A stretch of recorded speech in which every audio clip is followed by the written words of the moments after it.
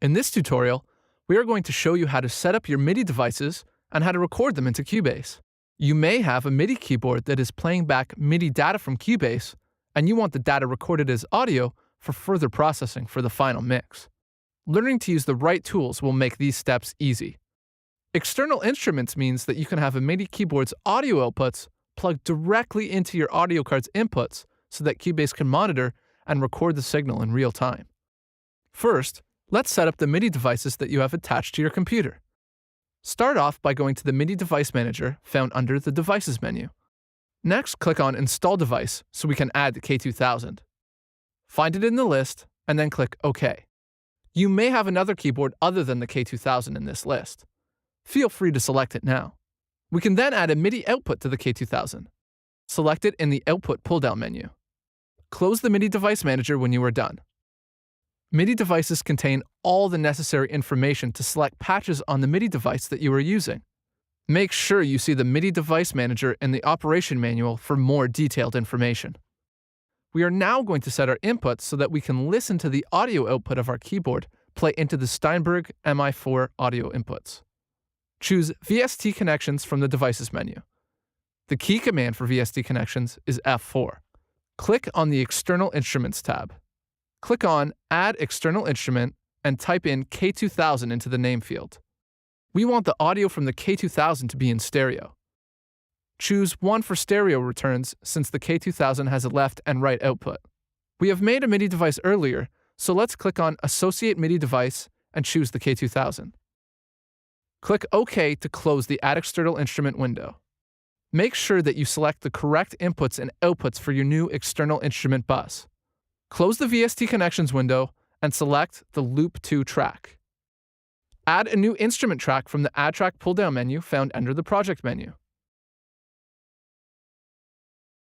For configuration, choose the external instrument that we created. In our case, it's the K2000. For count, choose 1. Click OK to close the window. Now let's monitor our external instrument. Press the Record Enable and Monitor buttons on the K2000 track. Play some notes on the actual K2000 keyboard. Let's rename the track K2000 to Piano, since it's a piano that we'll be recording on this track. This doesn't rename the external instrument name in the VST Connections window. It's just the renaming of this track in the project page. Remember that we created a MIDI device in the MIDI Device Manager window. MIDI devices contain valuable information about patch names, bank selections, and a few other things. This helps us in that we already have all the program names for the K2000 at our disposal. Click on the Programs button in the inspector and choose the Stereo Grand Piano sound. If your MIDI device is different from the one in this tutorial, choose a piano sound from your device. That's it. We are now monitoring and playing our external instruments. You can add effects and EQ to our external instrument, just like a virtual instrument or an audio track. We'll do this on our next tutorial. For now, let's record some MIDI. Turn on the Record Enable and Monitor buttons on the piano track if they aren't already on. If you find the levels low, you can click on the Edit Instrument button and move the Return Gain slider so you can hear more of the external instrument. Press the Record button on the transport panel and record a piano line for our project.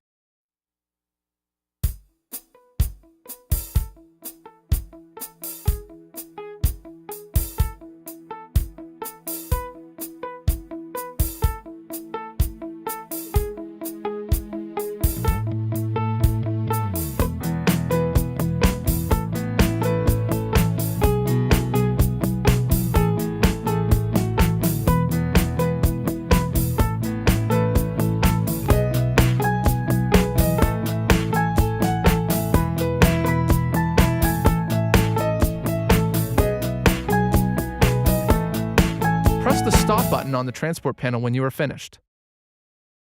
Turn off the Record Enable and Monitor buttons on the piano track so that we don't hear the input anymore and so that you won't accidentally record onto it. Congratulations! You've just recorded your first external MIDI instrument.